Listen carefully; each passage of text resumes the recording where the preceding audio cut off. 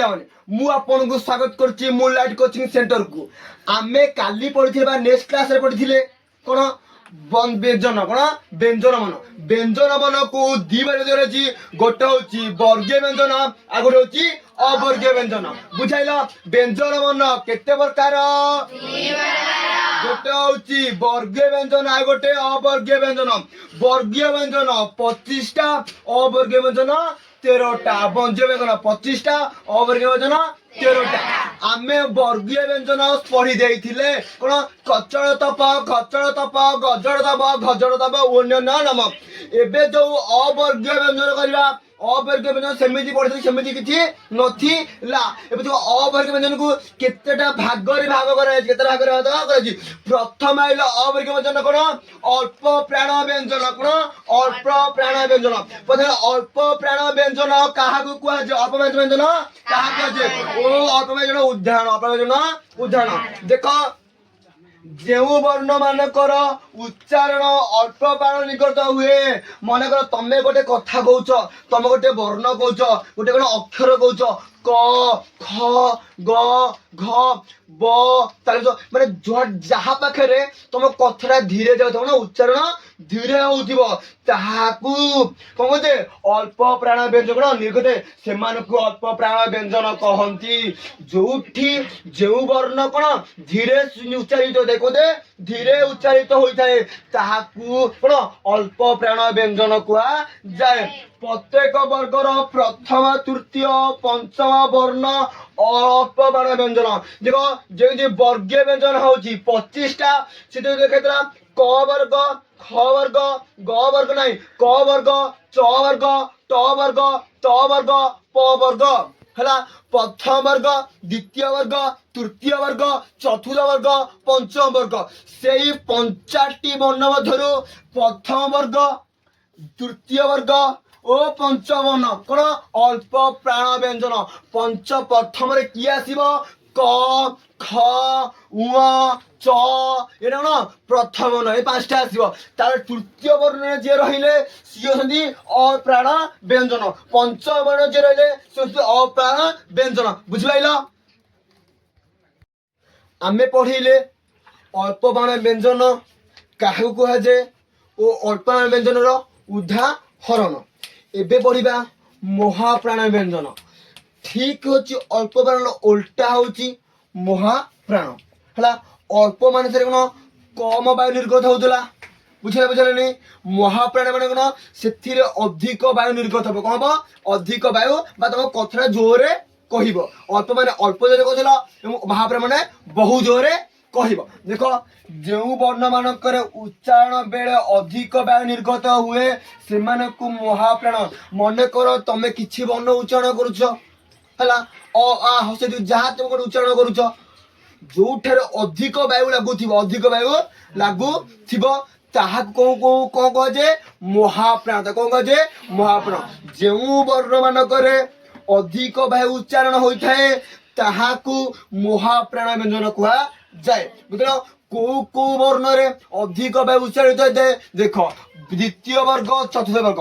जो वर्गीय व्यंजन 25 टा रु द्वितीय वर्ग और चतुर्थ वर्ग द्वितीय वर्ग और चतुर्थ वर्ग रे कौन जे अधिक वायु उच्चारण दे ख बुझल नहीं ख रे अधिक उच्चारण होइथाए।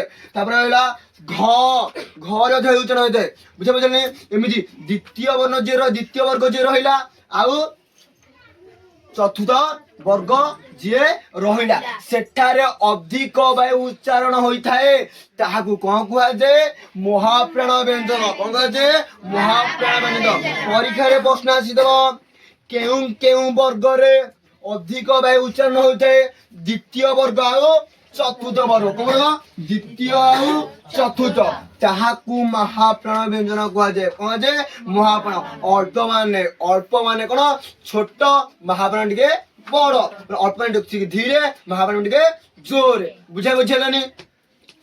बुझिबे आमे पढिथिले कोन अल्प ओ अधिक। एबे पढिबा कोन अघोष व्यंजन हला। फास्ट बडा अघोष व्यंजन काहा कुआ जे ओ अघोष व्यंजन एग्जांपल देखो प्रथम अघोष व्यंजन काहा को कुआ जाए। देखो ଯେଉଁ ବର୍ଣ୍ଣ ଗୁଡ଼ିକ ଉଚ୍ଚାରଣ ସ୍ୱରଯନ୍ତ୍ର କମ୍ପିତ ହୋଇନଥାଏ ସେଗୁଡ଼ିକୁ ଅଘୋଷ ବ୍ୟଞ୍ଜନ କୁହାଯାଏ। ଯେଉଁ ବର୍ଣ୍ଣରେ ବର୍ଣ୍ଣ ପଢ଼ିଥିଲି କ ବର୍ଣ୍ଣ, ଘ ବର୍ଣ୍ଣ, ଗ ବର୍ଣ୍ଣ ଏମିତି ବର୍ଣ୍ଣ 59ଟା ପଢ଼ିଥିଲେ। କେତେଟା ପଢ଼ିଥିଲେ? 59ଟା ପଢ଼ିଥିଲେ। ସେଇ ବର୍ଣ୍ଣରେ କ'ଣ ଅଧିକ ସ୍ୱର ହିଁ ଲାଗି ନଥିବ, ଅଧିକ ସ୍ୱର ହିଁ ଲାଗି ନ ଓ ଅଧିକ ଜୋରେ କହିପାରୁ ନଥିବ, ମାନେ ସ୍ୱରଟା ଧୀରେ ହଉଥିବ, ସ୍ୱର ଉଚ୍ଚାରଣ କ'ଣ ତ ଧୀରେ ହଉଥିବ, ତାହାକୁ କ'ଣ କୁହାଯାଏ? ଅଘୋଷ ବ୍ୟଞ୍ଜନ। କୋଉ ବ୍ୟଞ୍ଜନ କୁହାଯାଏ? ଅଘୋଷ ବ୍ୟଞ୍ଜନ। ଦେଖ ଏକ୍ସାମ୍ପଲ କ'ଣ ଦେଇଛି?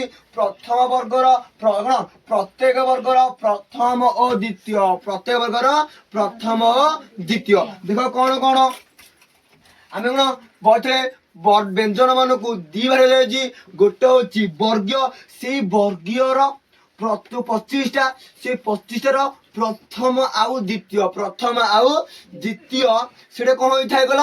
କମ୍ପିତ ହୋଇ ନଥାଏ, କମ୍ପିତ ହୋଇ ନଥାଏ, ତାହାକୁ କ'ଣ କୁହାଯାଏ? ଅଘୋଷ ବ୍ୟଞ୍ଜନ। କୋଉ ବ୍ୟଞ୍ଜନ କୁହାଯାଏ? ଅଘୋଷ ବ୍ୟଞ୍ଜନ। ବୁଝିଲ? ଯେ କ'ଣ କ'ଣ କହିଲା? କ, ଖ,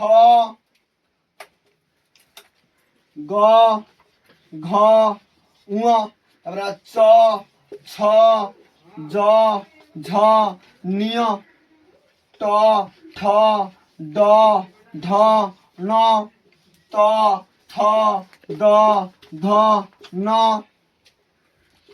ପ, ଫ, ବ, ଭ, ମ। କହୁଛି ପ୍ରତ୍ୟେକ ବର୍ଗର, ଏଇ ବର୍ଗର ପ୍ରଥମ ଆଉ ଦ୍ୱିତୀୟ, ଏଇଟା ହଉଛି ପ୍ରଥମ, ଏଇଟା ହଉଛି ଦ୍ୱିତୀୟ। କ, ଖ, ଚ, ଛ, ଟ, ଠ, ତ, ଥ, ପ, ଫ ଇଏ ସବୁ କ'ଣ ଅଘୋଷ ବ୍ୟଞ୍ଜନ। କୋଉ ବ୍ୟଞ୍ଜନ? ଅଘୋଷ ବ୍ୟଞ୍ଜନ। ଏଥିରେ କ'ଣ ସ୍ୱରଯନ୍ତ୍ର ହୋଇନଥାଏ, ଆଉ କ'ଣ ତାଲବେଶ ଯନ୍ତେଶ, ଏଥିରେ କ'ଣ ସ୍ୱରଯନ୍ତ୍ର ବି ହେଇ ନଥାଏ, ତାହା କ'ଣ କୁହାଯାଏ? ଅଘୋଷ ବ୍ୟଞ୍ଜନ। କୋଉ ବ୍ୟଞ୍ଜନ କୁହାଯାଏ? ଅଘୋଷ ବ୍ୟଞ୍ଜନ। ବୁଝିପାରିଲ? କ'ଣ ଅଘୋଷ ବ୍ୟଞ୍ଜନ ଶ୍ରେଣୀ ଭାବେ ବଢିଆ ସଘୋଷ ବ୍ୟଞ୍ଜନ। ଅଘୋଷ ବ୍ୟଞ୍ଜନ କ'ଣ ଠିକ ଭାବରେ ଉଚ୍ଚାରଣ ହେଉନଥିଲା, ସଘୋଷରେ କ'ଣ ଉଚ୍ଚାରଣ ହବ ହେଲା। ଅଘୋଷ ବ୍ୟଞ୍ଜନର ଓଲଟା ହଉଛି ସଘୋଷ ବ୍ୟଞ୍ଜନ। ଦେଖ କ'ଣ ଲେଖା ହେଇଛି? ଯେଉଁ ବର୍ଣ୍ଣ ଗୁଡ଼ିକ ଉଚ୍ଚାରଣ ସ୍ୱରତନ୍ତ୍ର କମ୍ପିତ ହୋଇଥାଏ, ଯାହାର ଉଚ୍ଚାରଣ ଅଧିକ ଜୋରରେ କମ୍ପିତ ହୋଇଥାଏ, ସ୍ୱରରେ ଅଧିକ ଜୋରରେ କମ୍ପିତ ହୋଇଥାଏ, ତାହାକୁ କ'ଣ କୁହାଯାଏ? ସଘୋଷ ବ୍ୟଞ୍ଜନ। କୋଉ ବ୍ୟଞ୍ଜନ? ସଘୋଷ ବ୍ୟଞ୍ଜନ। ଦେଖ ଉଦାହରଣ କ'ଣ? ପ୍ରତ୍ୟେକ ବର୍ଗର ତୃତୀୟ ଏବଂ ଚତୁର୍ଥ। ପ୍ରତ୍ୟେକ ବର୍ଗ କିଏ କିଏ କହିଥିଲି? ଯୋଗଥିଲି କ'ଣ ସ୍ୱର ବର୍ଣ୍ଣକୁ ଦି ଭାଗରେ, ଗୋଟେ ଦୀର୍ଘ ସ୍ୱର ଆଉ ଗୋଟେ ହର୍ଷ ସ୍ୱର ବ୍ୟଞ୍ଜନ ସେ ଦି ଭାଗରେ, ଗୋଟେ ବର୍ଗୀୟ ବ୍ୟଞ୍ଜନ ଆଉ ଅବର୍ଗୀୟ ବ୍ୟଞ୍ଜନ। ଯୋଉ ବର୍ଗୀୟ ବ୍ୟଞ୍ଜନ 25ଟା, କ'ଣ ଗୋଟେ ହଉଛି ତୃତୀୟ ଆଉ ଗୋଟେ ହଉଛି ଚତୁର୍ଥ। ଯୋଉ କଚଡ଼ ତପ, ଖଚଡ଼ ତପ, ଗଜଡ଼ ତପ, ଘଜଡ଼ ତପ। ଦେଖ କ'ଣ କ'ଣ? କ, ଖ, ଗ, ଘ, ଙ, ଚ, ଛ, ଜ, ଝ, ଞ, ଟ, ଠ, ଡ, ଢ, ଣ, ତ, ଥ, ଦ, ଧ, ନ, ପ, ଫ, ବ, ଭ, ମ। ପ୍ରତ୍ୟେକ ବର୍ଗ ତୃତୀୟ ଏବଂ ଚତୁର୍ଥ। ଦେଖ ଗୋଟେ ଛାଡ଼ି ଦିଅ, ଦୁଇ ଛାଡ଼ି ଦିଅ, ତୃତୀୟ ଏବଂ ଗ, ଘ, ଚ, ଛ, ଡ, ଢ, ଦ, ଧ, ବ, ଭ ଇଏ ହଉଛନ୍ତି ସଘୋଷ ବ୍ୟଞ୍ଜନ। କୋଉ ବ୍ୟଞ୍ଜନ? ସଘୋଷ ବ୍ୟଞ୍ଜନ। ବୁଝିପାରିଲ?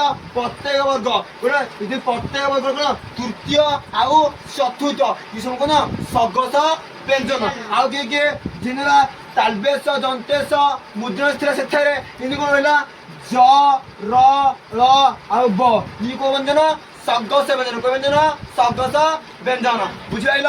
କହିଥିଲି କ'ଣ ଲାଇକ୍ କରିବ, ସେୟାର କରିବ, ସବସ୍କ୍ରାଇବ, କିନ୍ତୁ ତମେ କିଛି କରୁନା, ତମେ କିଛି କରୁନା। କର ଏମିତି ନୂଆ ନୂଆ ଭିଡ଼ିଓ ଦେଖ, କର ଏମିତି ନୂଆ ନୂଆ ଭିଡ଼ିଓ ଦେଖ। କ'ଣ ଲାଇକ୍ କର, ସେୟାର କର, ସବସ୍କ୍ରାଇବ କର।